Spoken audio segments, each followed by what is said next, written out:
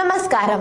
Governor സർക്കാർ പോരിനിടെ നയപ്രഖ്യാപന പ്രസംഗത്തിന്മേലുള്ള നന്ദി പ്രമേയ ചർച്ചയ്ക്ക് ഇന്ന് നിയമസഭയിൽ തുടക്കമാകുന്നു. നയം പറയാൻ മടിച്ച ഗവർണർക്കെതിരെ ഭരണപക്ഷം പ്രതിഷേധം കടുപ്പിക്കും. ക്ഷേമ പെൻഷൻ കുടിശ്ശിക മുതൽ മുഖ്യമന്ത്രിയുടെ മകളുടെ കമ്പനിക്കെതിരായ ROC റിപ്പോർട്ട് വരെ അടിയന്തര പ്രമേയമായി ഉന്നയിക്കാനാണ് പ്രതിപക്ഷ നീക്കം.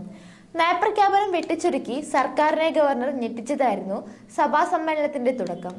1.5 മിനിറ്റിലെ പ്രസംഗ വിവാദം പിന്നിട്ട് ഗവർണറുടെ 2 മണിക്കൂർ നിലമേൽ പ്രതിഷേധവും കഴിഞ്ഞ് CRPFന്റെ വരവ് വരെ എത്തിയ നാടകീയ സംഭവങ്ങൾ. ഈ അസാധാരണ പോരിനിടയിലാണ് നന്ദിപ്രമേയ ചർച്ച നടക്കുന്നത്. സർക്കാരിന്റെ നയം പറഞ്ഞ ഗവർണർക്ക് സഭയുടെ നന്ദിയാണ് പറയേണ്ടത്. ഇവിടെ നയം പറയാത്ത സർക്കാരിനെ അവിശ്വസിക്കുന്ന ഗവർണറോടുള്ള ഭരണപക്ഷ സമീപനമാണ് പ്രധാനം. നയപ്രഖ്യാപന വിവാദത്തിൽ ആദ്യം മയപ്പെട്ട ഭരണപക്ഷം ഇപ്പോൾ കടന്നാക്രമണ നിലയിലേക്ക് മാറി. കടുത്ത വിമർശനത്തിന് തന്നെയാണ് സാധ്യത. ഗവർണറെ തള്ളി പ്രസംഗത്തിലെ സർക്കാർ നേട്ടങ്ങളിൽ ഭരണപക്ഷം ഊന്നിപ്പറയും. പ്രതിപക്ഷം ഗവർണറെയും സർക്കാരിനെയും ഒരുപോലെ നേരിടും. സർക്കാർ തികഞ്ഞ പരാജയമെന്നും ഗവർണർ സർക്കാർ ഒത്തുകളിയെന്ന ആരോപണവും ഉയർത്തും. വിവാദ വിഷയങ്ങൾ ഒന്നിനു പുറകെ ഒന്നായി അടിയന്തര പ്രമേയങ്ങളായി പ്രതിപക്ഷം കൊണ്ടുവരും.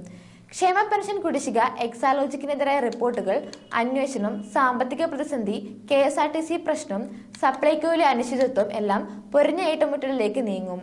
ഗവർണറെ തള്ളി പ്രസംഗത്തിലെ സർക്കാർ നേട്ടങ്ങളിൽ ഭരണപക്ഷം ഊന്നിപ്പറയും. പ്രതിപക്ഷം ഗവർണറെയും സർക്കാരിനെയും ഒരുപോലെ നേരിടാനാണ് സാധ്യത. വിവാദ വിഷയങ്ങൾ ഒന്നിനു പിറകെ ഒന്നായി അടിയന്തര പ്രമേയങ്ങളായി പ്രതിപക്ഷം കൊണ്ടുവരും. 1.5 മിനിറ്റിലെ പ്രസംഗ വിവാദം പിന്നിട്ട് ഗവർണറുടെ 2 മണിക്കൂർ നിലമേൽ പ്രതിഷേധവും കഴിഞ്ഞ് CRPFന്റെ വരവ് വരെ എത്തിയ നാടകീയ സംഭവങ്ങൾക്ക് ശേഷമാണ് ഇന്ന് നന്ദി പ്രസംഗം നടക്കുക.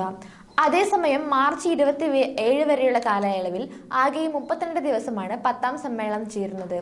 ഫെബ്രുവരി 5-നാണ് ബജറ്റ് നടക്കുക. 12 മുതൽ 14 വരെയുള്ള തീയതികളിൽ ബജറ്റിന്മേലുള്ള പൊതുചർച്ചയും നടക്കും. ഗവർണർ സർക്കാർ പോര് നടക്കുന്നതിനിടെയായിരുന്നു ഗവർണർ നയപ്രഖ്യാപന പ്രസംഗം വെട്ടിച്ചുരുക്കിയത്. നയപ്രഖ്യാപന പ്രസംഗത്തിന്മേലുള്ള നന്ദിപ്രമേയ ചർച്ചയ്ക്കായി നിയമസഭ ഇന്നു മുതൽ 3 ദിവസമാണ് സമ്മേളിക്കുക. ഇന്നു മുതൽ ബുധൻ വരെയാണ് നന്ദിപ്രമേയത്തിന്മേലുള്ള ചർച്ച. ഗവർണറുടെ നടപടിക്കെതിരെ ഭരണപക്ഷവും പ്രതിപക്ഷവും രൂക്ഷ വിമർശനമാണ് ഉയർന്നിരുന്നത്. നന്ദി.